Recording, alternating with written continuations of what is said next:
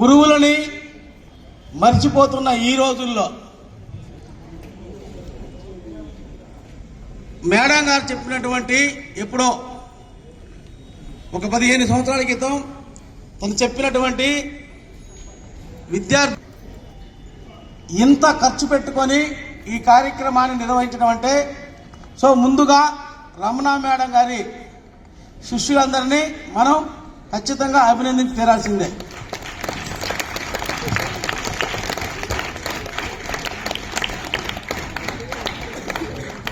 Ramana madam గారి ఎవరైతే students ఉన్నారో వాళ్ళందరిలో 99% మంది మా స్కూల్లో చదివిన విద్యార్థులు అవ్వటం అది మాకు గర్వకారణం.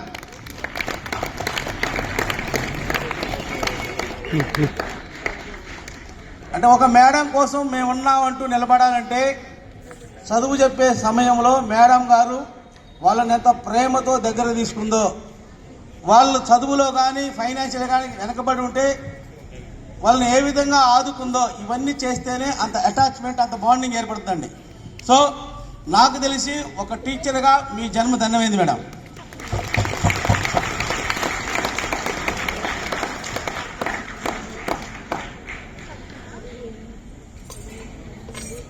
ఇక మీ ఈ పరీక్ష రాయడానికి మీ పిల్లలకి మిమ్మల్ని ఉద్దేశించి మాట్లాడాలన్నా. ఇప్పుడు ఏరోప్లేన్ కనుక్కుంది ఎవరు నానా? పెద్దగా ఇప్పుడు ఏరోప్లేన్ కనుక్కున్నాడు గొప్పోడా, కొనుక్కున్నాడు గొప్పోడా?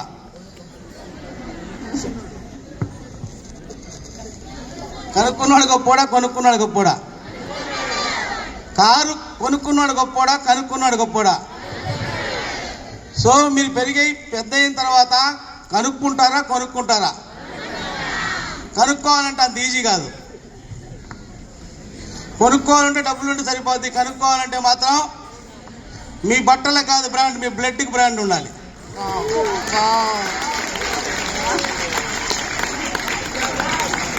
సో ఈ రోజుల్లో మన పిల్లలు చూస్తున్నాం క్రాఫ్ట్ స్టైల్స్ ఎట్లా పెడుతున్నారు. కనుక్కోవాలంటే మీ హెయిర్కి కాదు స్టైల్, మీ గుండెల్లో ఉండే ఫైర్కి స్టైల్ ఉండాలి.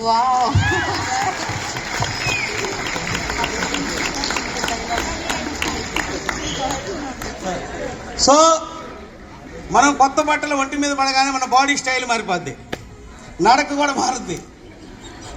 సో అలాంటి వాళ్ళు ఏం చేయలేరు. సో కనుక్కోవాలంటే మీ బాడీకి కాదు స్టైలు, మీ బ్రెయిన్కి స్టైల్ ఉండాలి.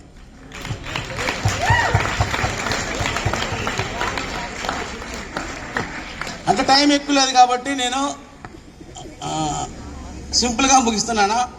సో మీ లైఫ్లో ఎదగాలంటే,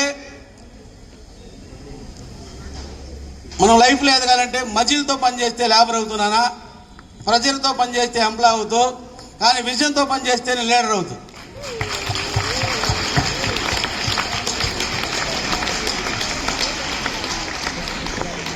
అంటే ఈ భూమి మీద పోయిన తర్వాత బతకాలంటే వచ్చిపోవడం కాదు, ఏదో ఒకటి ఇచ్చిపోవాలి. అబ్దుల్ కలాం ఈ దేశానికి ఏమి ఇచ్చాడు నాన్న? మిసైల్స్ ఇచ్చాడు. మహాత్మా గాంధీ స్వతంత్రం ఇచ్చాడు. స్వామి వివేకానంద ఇన్స్పిరేషన్ ఇచ్చారు. ఎవరు ఏదో ఒకటి ఇస్తేనే ఇక్కడ మనం చచ్చిపోయిన తర్వాత గుర్తుంటాం. ఎమ్ రైట్ ఆర్ నాట్? మీరందరూ ఏమిస్తారు భవిష్యత్తులో అంటే దయచేసి మీరు సార్ 2 పిల్లల్ని ఇస్తామని చెప్పొద్దు.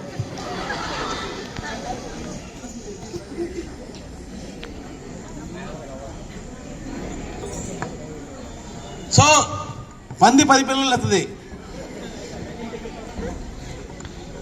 పిల్లల్ని 84 లక్షల జీవరాశులు పిల్లల్ని ప్రతి జీవరాశి ఇస్తుంది.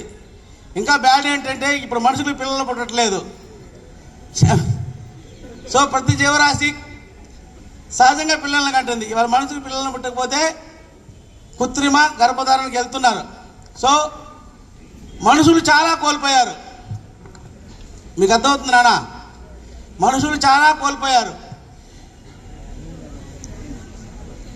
మీరు లైఫ్లో సక్సెస్ అవ్వాలంటే, మీరు నమ్ముకోవాల్సింది దేన్ని?